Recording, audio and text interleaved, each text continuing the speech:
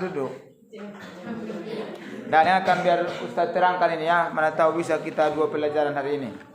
Jadi pelajaran kita pada pertemuan kali ini bercerita yaitu tentang bahwasanya orang kafir Quraisy itu sekarang sudah mulai membenci Rasulullah sallallahu alaihi wasallam. Di pelajaran sebelumnya sudah kita pelajari bahwa Rasulullah itu adalah diberi gelar Al-Amin, orang yang dipercayai. Kemudian Rasulullah itu adalah orang yang dicintai sebelum diangkat menjadi nabi dan rasul. Orang kafir Quraisy yang ada di kota Makkah itu sangat mencintai Rasulullah. Buktinya ketika beliau termasuk di umur 35 tahun bahwa ada sesuatu insiden di kafir Quraisy itu di kota Makkah, yaitu jatuh Hajarul Aswad. Ketika terjadi banjir bandang, maka mereka ada 4 kabilah di situ yang berseteru 4 raja. Maunya dia yang meletakkan kembali Hajarul Aswad ke tempatnya. Datang yang satu, saya yang berhak. Datang yang satu lagi, saya yang berhak. Maka mereka sepakat, gini aja lah. Semua kita yang berempat ini berasa paling berhak untuk meletakkan Hajarul Aswad ke Ka'bah tersebut. Maka sementara cuma satu batu yang mau diangkat. Untuk itu apa keputusannya? Mereka sepakat siapa yang datang duluan ke masjid, dialah yang berhak untuk mengangkat. Ternyata siapa yang paling pertama kali datang? Rasulullah pertama kali. Maka keputusan apa yang dibuat Rasulullah? Mereka sangat setuju dengan keputusan Rasulullah itu. Apa yang dibuat Rasulullah keputusannya? Yaitu dengan meletakkan ridahnya ataupun serbannya dan disuruh 4 raja tersebut memegang terbit serbannya. Maka Rasulullah yang mengangkat batu. Diangkat. Silakan angkat. Kemudian setelah dekat ke Ka'bah, maka Rasulullah kembali mengangkatnya dengan sendirinya. Naupat kala kotpe merasa terhormat, merasa puas atas keputusan Rasulullah. Mereka sangat mencintai.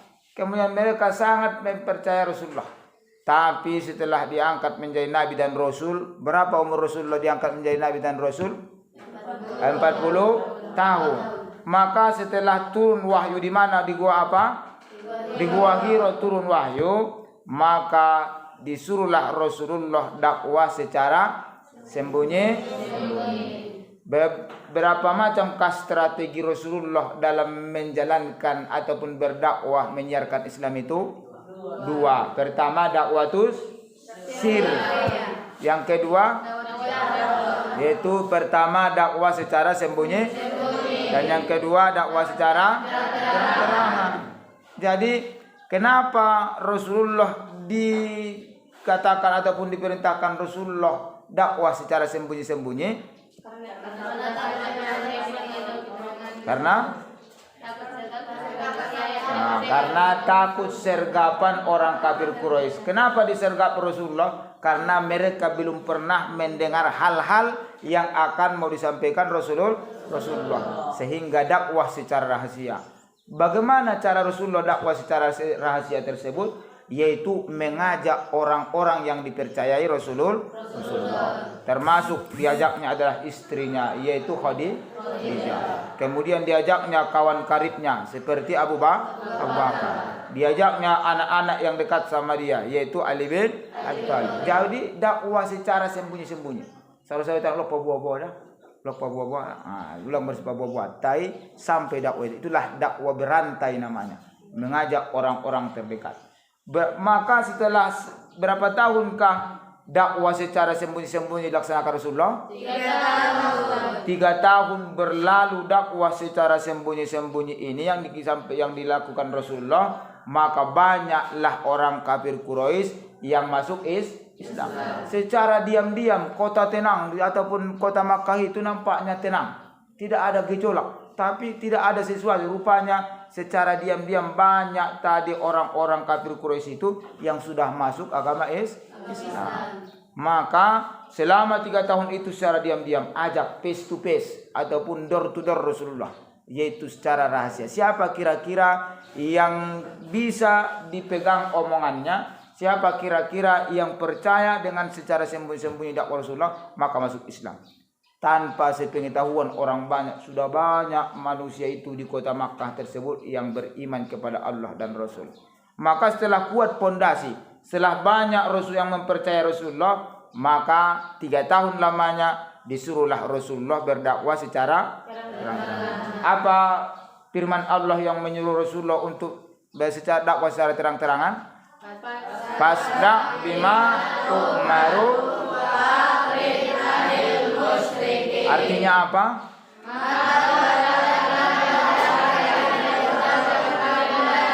Dan jauhilah orang-orang musyrik. Kerjakanlah apa yang diperintahkan Allah kepada Muhammad dan jauhilah orang-orang yang musyrik. Maka Rasulullah itu pergilah ke bukit apa namanya? Sofa. Bukit Sofa. Maka disampaikan Rasulullah, sekiranya naiklah Rasulullah di bukit Sofa tersebut, sekiranya saya sampaikan ada musuh yang mau menyerbu kita, percaya enggak kalian? Percaya Muhammad. Kenapa? Karena engkau itu tidak pernah kami dapati berdusta selama hidupmu. Kan kita cari tahu dari Kamis Nasolbu, orang-orang yang berdusta itu sekali lancung ke ujian, apa peribahasanya? Sekali lancung ke ujian seumur hidup orang tak percaya. Coba ucapkan 1, 2, 3. Sekali seumur hidup orang kuat. 1, 2, 3. Sekali lancung ke ujian seumur hidup. Artinya sekali kita kedapatan berbohong, maka seumur hidup orang tidak percaya. Sekali kita kedapatan tidak amanah, maka orang tidak percaya sama kita. Contoh, omang buki butuh warga nama dalana tu sidipuan. Maksudnya hamu jolo mang leman jago manuk tai lamang. Sadia di manuk miwa 20. Pala mulak uwa matua tua musa sidipuan 20 manuk tinggal 15 nai lamang.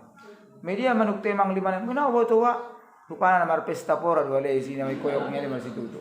Maka itu adalah sekali lagi na percaya wakmu bibe. Babiat lemun bayuan ni wakmu. Dan sudah pernah diceritakan waktu zaman dahulu kala ada seorang pengembala itu kan? Iya. Aduh kan ya waktu Roserigala tolong. Pala tiba-tiba roh halak kacian itu adalah tidak bohong. Maka roh nak kinani masyarakat kecewa mal itu bayo. Pala di satu saat memang nyata datang serigala. Tolong, roh serigala, babamu. Aso harana orang tidak percaya lagi. Tidak percaya jual mabel aso karena itulah bohong. Tapi Rasulullah percaya dia mudok kot sekiranya roh adong musuh nagot menyerang kita. Sementara nang poidahamu benar atau tidaknya, percaya dia mau balik gunung mudok kot Rasulullah. Jong di bukit Sofa. Roh masyarakat mukai suwe percaya Muhammad. Kenapa poidahamu? Walaupun kami tidak menengok bopena hamida karena kami percaya kepadamu lantaran kamu tidak pernah berdosa. Nah jumada hamida pating kau adalah pauto kala. Kami tidak pernah melihat engkau menipu, maka kami percaya kepada kamu Muhammad. Maka untuk itu pertanyaan selanjutnya, itulah di pelajaran 16 itu. Pertanyaan selanjutnya, molo hudok ko tuhamu ngosongoni apabila wajak kamu untuk beriman kepada Allah, maka percaya diamu sangat tidak. Radiamu sangat indah ni Rasulullah. Maka bahwasana Tuhan pencipta alam semesta ini adalah Allah Subhanahu wa taala, bukan patung-patung dan sebagainya. Maka pas yani na percaya lebe.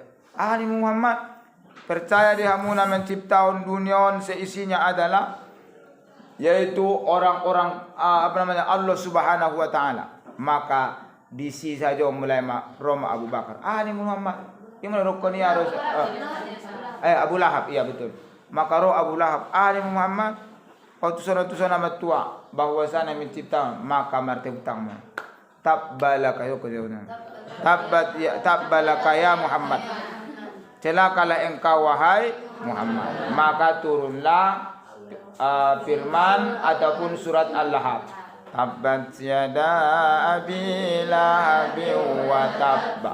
Maka ketika idokon nak kinani rakyat percaya dia muadong nagot membunuh kita. Percaya, peranai dali. Tapi percaya dia mu idokon bahwasanya yang menciptakan 7 lapis langit dan 7 lapis bumi adalah Allah. Isina percaya lagi. Maka ada sesuatu yang ganjil. Kenapa? Karena mulai set opung le. Nama penyembah nak kinani berhala patung-patung. Jadi Abu Lahab termasuk komandan amat tua ni Rasulullah sendiri, yaitu tidak mempercaya. Mulai sian peristiwa ima, setelah peristiwa itulah orang kafir Quraisy on mai pelajaran ta'assubu Quraisyin alan Nabi sallallahu alaihi wasallam. Maka bertukarlah kecintaan Rasulullah, kecintaan orang kafir Quraisy. Martukar sian na holong, sian na hormat, sian na percaya dua hal itu Rasulullah, maka tidak percaya lagi kepada Rasulullah. Tabaddala hubbu Quraisyin lin Nabi bu'dan. Maka bertukarlah kecintaan orang Quraisy kepada Nabi menjadi kebencian. Wa qurbuhum lahu bu'dan, dan kedekatan mereka baginya maka menjadi jauh. Harani kebencian. Sude sandok na ibendi Rasulullah pesala malalali narong na benar be sarupo doi molodong umpamana nagoyak ruam di sadana boru Al-Qur'an pene bacanya nata gila lo begeo Allah suara belek dok cimangaji memang ima kan bagasan aso magoyak roham nakinan itu anak boru segala sesuatu na bersangkut paut tu sia goyak maruam songoni malak Quraisy halepi magoyak rohnya itu Nabi Muhammad, segala aktivitas, segala pekerjaan Rasulullah, apapun yang dikatakannya, apapun yang disampaikannya, maka mereka tidak menerima dan mereka membencinya. Songot kome, gurui umpama ang goyak ram gurui, humido umpama mangali basong kapang naram ni bahasa. Gari marun gurui, dokot ko gari marun gurui.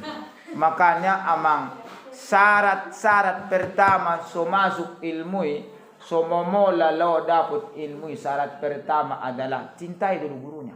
Tapi dalam tanda kutip, cintai maksudnya job ram gurunya do. Bukan do.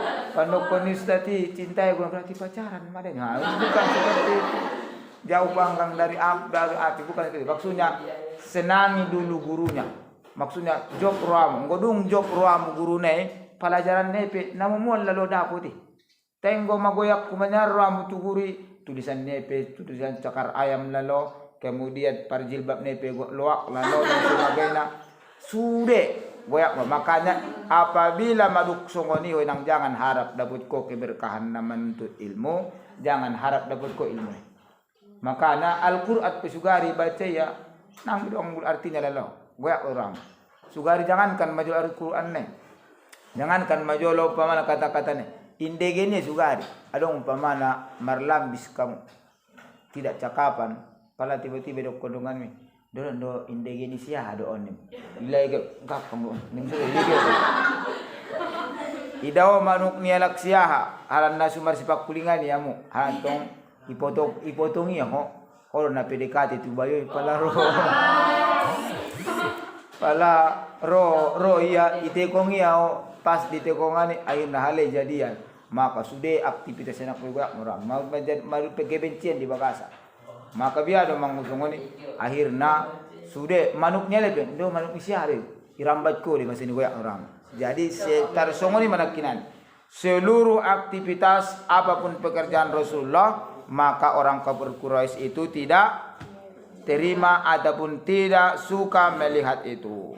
Maka di setelah magoyak ruanya itu Rasulullah nama nyar kon Islami. Rasulullah pemajaki keluarganya, meyajaki anak nabahat, maka biado cara menghentikan gerak ni Rasulullah, pergerakan ni Rasulullah. Bagaimana cara menghentikannya?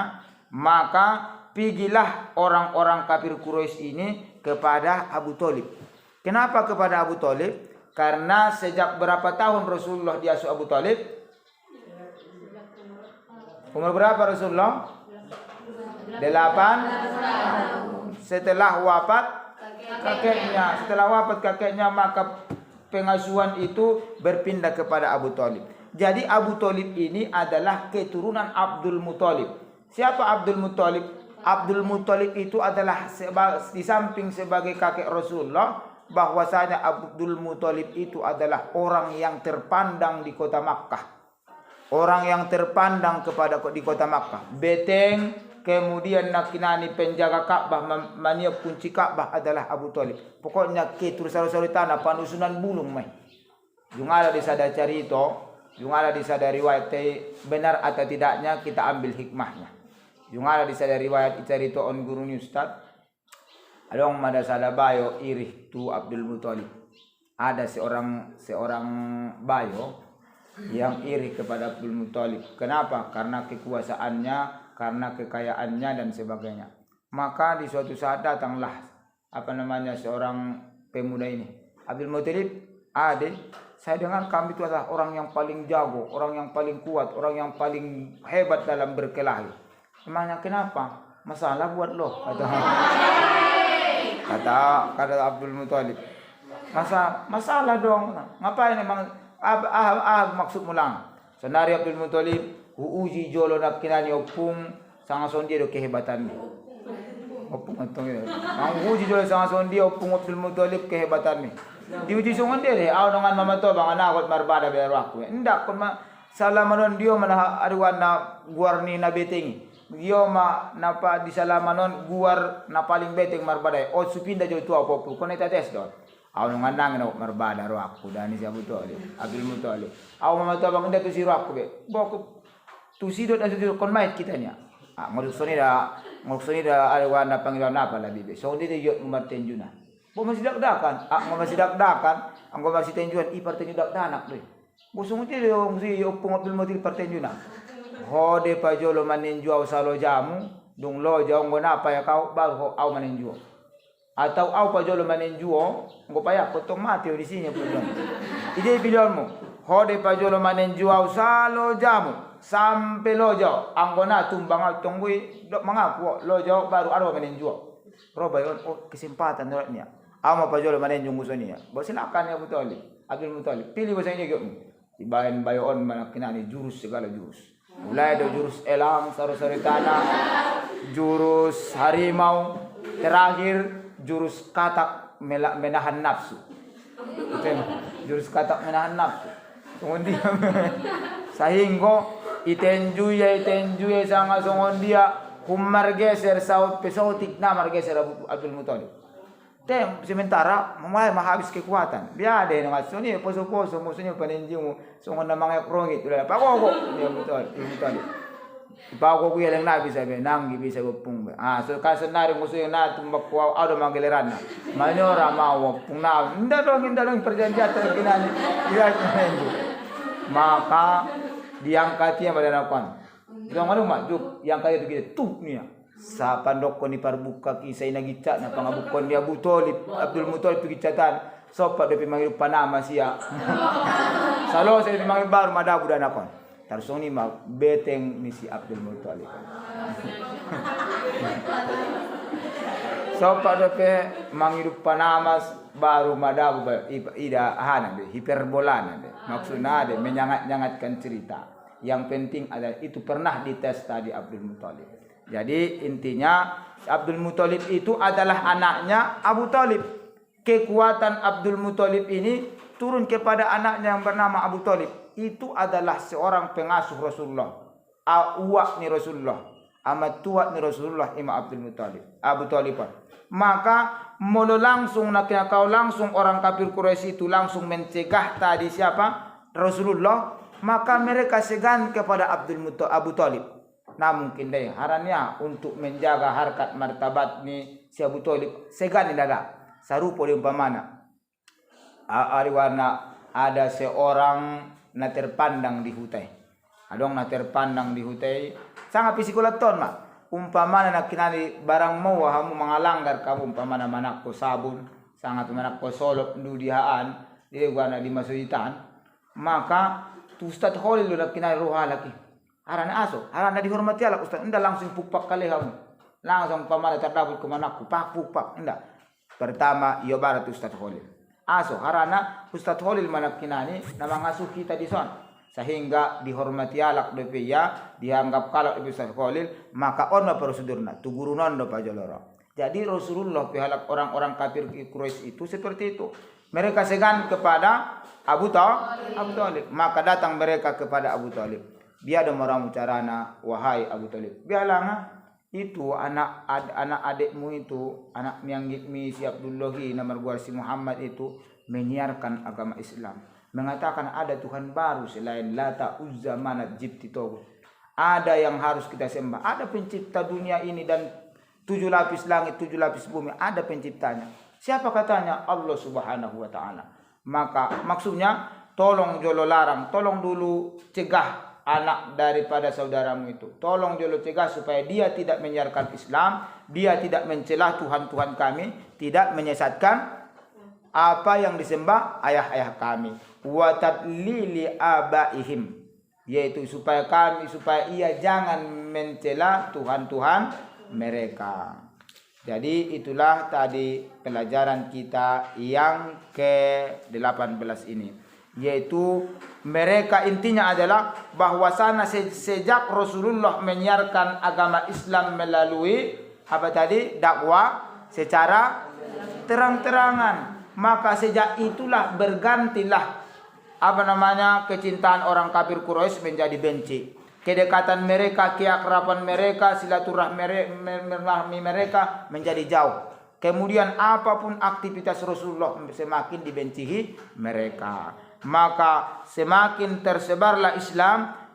Bagaimana caranya supaya Rasulullah itu berhenti menyiarkan Islam? Bagaimana caranya supaya Rasulullah itu tadi tidak mencela Tuhan mereka? Maka usaha pertama yang dilakukan oleh orang kafir Quraisy yaitu datang ke kediaman Abu Talib. Siapa Abu Talib ini? Yaitu paman ataupun uwa Rasulullah. Mereka berharap si Abu Talib ini setelah mereka melapor ke Abu Talib supaya Abu Talib mencegah jangan lagi menyesatkan Tuhan mereka, jangan menyesatkan orang-orang yang menyembah Tuhan mereka. Tapi apa reaksi, apa sikap Abu Talib? Dia itu menolak secara jamilan, rod dan jamilan, yaitu adalah menolak secara paroddahum rod dan jamila. Maka dia menolak dengan tolakan yang baik, yaitu dengan sopan, dengan sehalus-halusnya, tapi intinya tetap membiarkan Nabi Rasulullah menyiarkan Islam. Wa rasulu mustamirun fi nasrid dini, dan Rasulullah itu tetap menyiarkan agama. Wa iqla'i kalimatil haq, yaitu untuk meninggikan kalimat kebenaran. Intinya Abu Talib menolak usulan orang kafir Quraisy dan membiarkan Rasulullah menyiarkan agama Islam. Itulah pelajaran ke-18 ini. Ada pertanyaan? Sebelum kita lanjut ke pelajaran selanjutnya, ada yang mau ditanyakan? Ada yang kurang jelas? Oke, kalau tidak ada, lanjut ke pelajaran 19.